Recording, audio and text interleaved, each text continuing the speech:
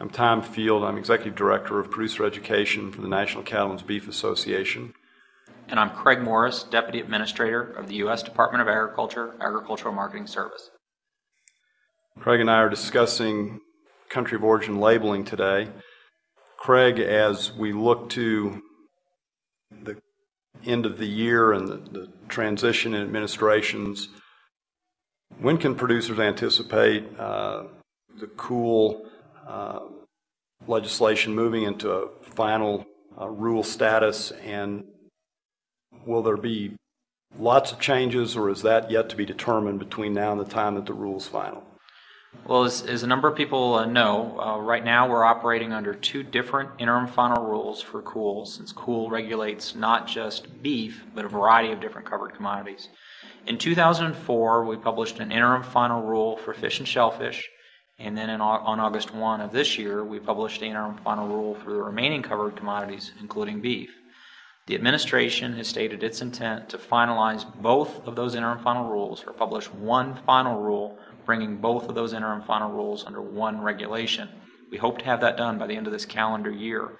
I can say that the administration is committed to not leaving one loose end, and so producers can know when this administration does leave, these are the requirements, and they're going to be entering a stable state of cool as we know it.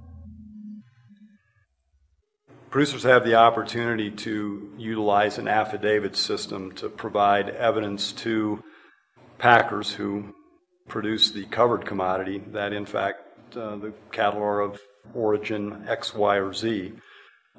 In terms of that affidavit, what all is required for a producer to have to support that affidavit in terms of record keeping? That's a great question. I'm really glad you asked it, because we've had a lot of questions come in from producers that don't really understand their requirements under the law or the regulation. One thing to always remember is that cool regulates retailers and suppliers of covered commodities, and livestock are not covered commodities.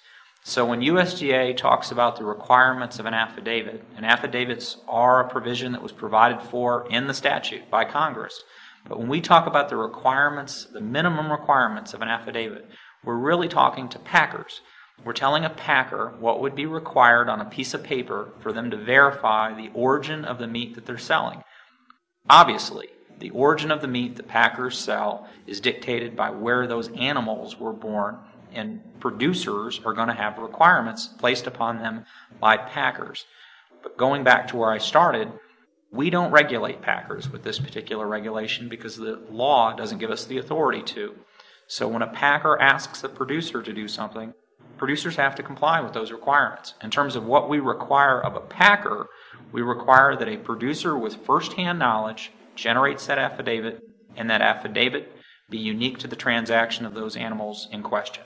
So that when we go back from a retail outlet where we literally pick up a steak and trace back all the way to that packer to verify that origin claim being made at retailer, that packer can produce for us documents that we believe can verify the origin of that piece of meat.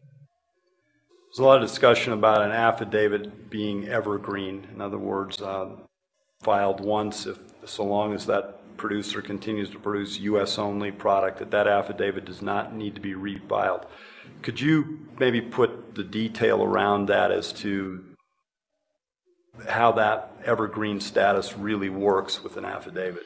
Yeah, and that's a really good one too, and I'm glad we had an opportunity to work with the industry, and I think the auction markets really played a leadership role here in helping USDA understand some of the uniqueness of the different kinds of transactions that are going on out there. We're absolutely fine with those evergreen affidavits under the interim final rule, and I can assure you we speak to them in the final rule. We got a number of comments about that. We're going to respond to it, and I think there is a pretty robust section of the preamble which talks about where USDA is at on evergreen affidavits.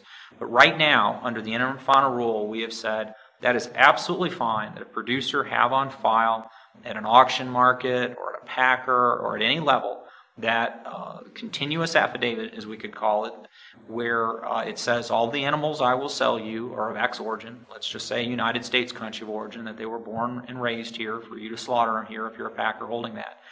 And that's fine as long as there is also in transactions that occur where there's documents that show these animals unique to a transaction, some sort of reference back to that document. And that's important for USDA when we come to compliance so that we can verify, again, back to the example we had on a given steak, that a steak came from an animal, and an animal is associated with a transaction, and then that transaction is referencing back to that document. What we didn't want to have happen were these documents be put on file, and then years down the line, when we go back to a packer to verify something, they produced a document for us that came from a given ranch, and we went back to that ranch. Nobody associated with that document still existed, and maybe they had no knowledge that that document was even on file. That's why it's important, those transactional records, or the paperwork associated with a transaction, reference that document so that producers know that they're attesting to that origin, even though that document, that evergreen affidavit, as you put it, is on file and maybe was put on file some period of time ago. Thank you for that clarification. I think it's important for producers to think through the process and their obligation. And there was a lot of concern early that the final liability actually would land at the feet of producers, and yet I thought it was interesting to learn that in the seafood industry, as you've worked with the shellfish business, that in fact penalties have not been laid back at the processor level, and that in fact USDA's authority to levy fine ends at the covered commodity. Yeah, there's a lot of really good issues you brought up there, and I'll start with the last one in terms of our authority. USDA has absolutely no authority under this law to assess a single civil penalty against a producer. We have the authority to assess civil penalties to retailers and suppliers of those covered commodities, but again, that first supplier of the covered commodity for beef would be the packer, which rendered that live animal into a given piece of meat. So we would never assess a civil penalty to a producer. But in terms of the first thing that you raised, in terms of the experience we've had over the last 3 years with the Fish and Shellfish program and actively enforcing that at retail, and this year we will have done 2,000 retail reviews and done traceback audits of the suppliers for 2% of those 2,000 retail reviews. Over the 3 years of the program, we haven't assessed a single civil penalty. We have found in large measure retailers, when they've been alerted of issues of noncompliance, they have come very quickly into compliance. When we've gone to suppliers and pointed out to them deficiencies in their record keeping, they have very quickly come into compliance. I think everyone in the marketing chain understands that any price premium that might be awarded due to falsifying that origin would be far outweighed by the consumer reaction to any given retailer, or the penalty that a retailer would have on a supplier of a covered commodity for putting them in that vulnerable position before their customers. Well, thanks for your time, and I would remind folks that if they need to find an example affidavit, they can go to www.beef.org, pull that affidavit off that appears to be very functional for cow-calf producers and stockers. And secondly, for verification to stand behind the affidavit, the use of the Red Book calving book system is a very functional approach, and those can be ordered as well at www.beef.org. Craig, thanks so much for your time and energy and leadership in this effort. Thank you very much.